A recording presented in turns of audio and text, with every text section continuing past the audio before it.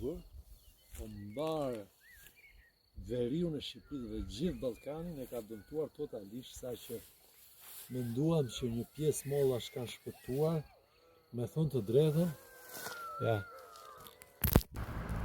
Rrallë një kokër, sidomos tërking, pretendojmë tek molla Ranet, ndërsa stërking ka dhe Goldi, shif. Janë, si që quajmë ne mollën Ranet, shpresojmë mos e ketë dëmtuar edhe kjo,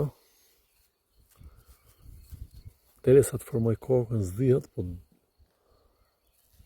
mundon, shpresojmë të ketë shpëtuar sa për vete dhe njerëzit tanë të afërt, të kemi fruta vërtet bio dhe me kualitet, siç mendojmë ne.